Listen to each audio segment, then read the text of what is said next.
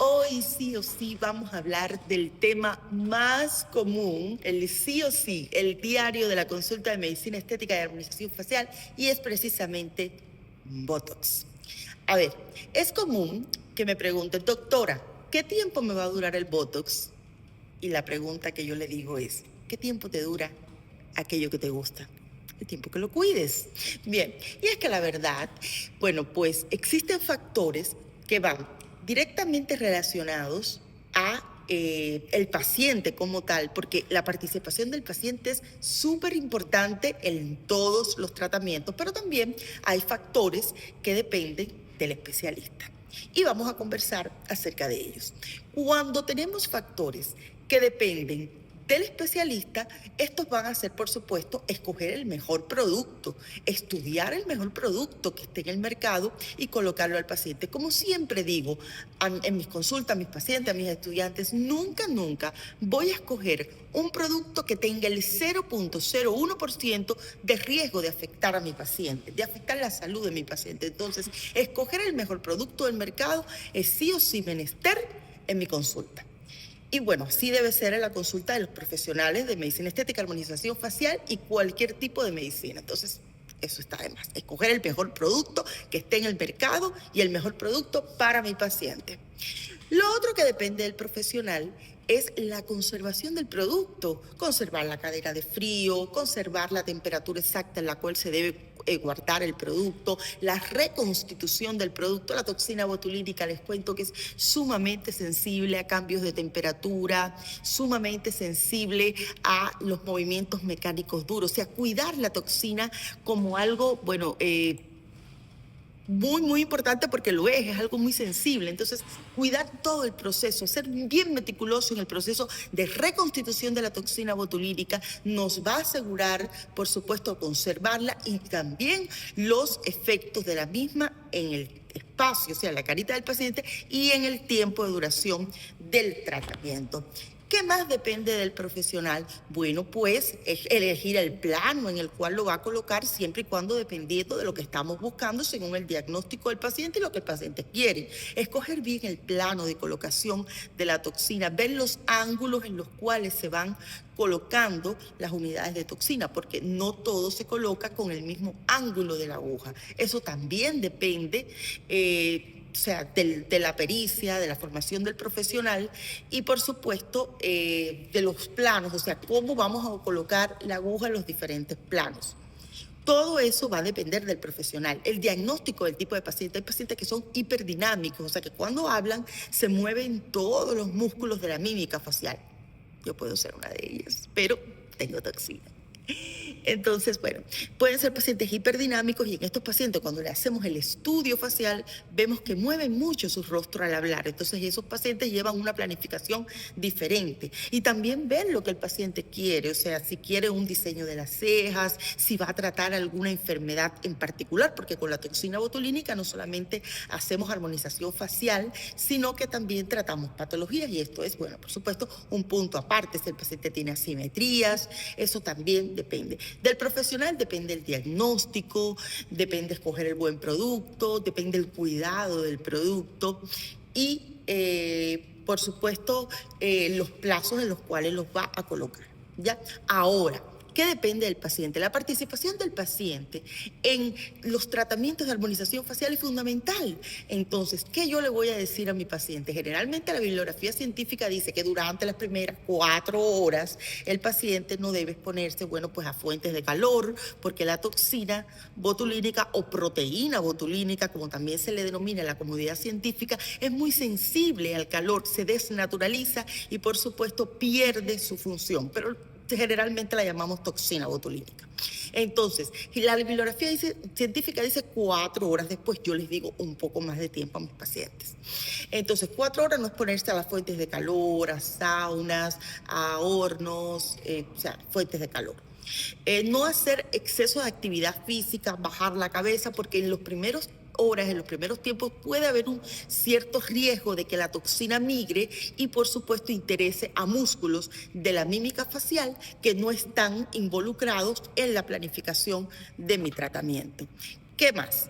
Bueno, pues en cuanto a las recomendaciones que se dan durante esas 4 horas después, que yo entiendo un poco más por seguridad para mi paciente, bueno, pues tampoco el paciente debe, bueno, pues acostarse horizontalmente por este mismo riesgo de interesar músculos que no están involucrados en la planificación del tratamiento. No debe tomar vino, así se dice.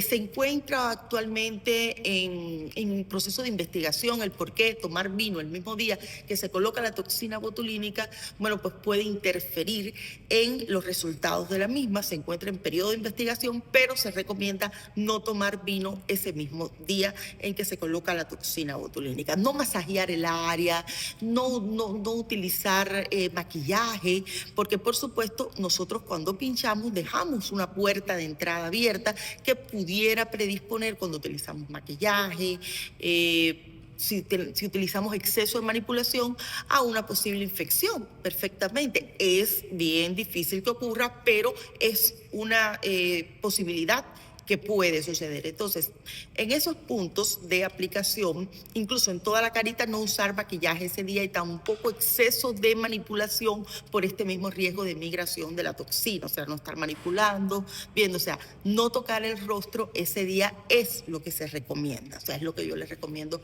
a mis pacientes durante ese día. Asistir a la consulta de programación 15 días después es menester, porque en esa consulta nosotros vemos que cómo han respondido los músculos de la mímica facial, ya que todos no responden de la misma manera en todos los pacientes. Entonces, puede requerir el paciente alguna dosis más de toxinas, sí puede requerir, porque generalmente los pacientes, los primeros pacientes donde uno no sabe cómo van a responder los músculos de la mímica facial, uno debe irse con dosis menores para ver cómo responden esos músculos. Y por supuesto, la consulta a los 15 días es una consulta donde hacemos una valoración general de la respuesta del paciente al producto, de las dosis planificadas, donde valoramos también la posibilidad de reproducir el tratamiento, porque póngase que hicimos una planificación perfecta, utilizamos las dosis iniciales perfectas. Perfecto, ese tratamiento puede ser reproducible en 5 meses o en 6 meses aproximadamente.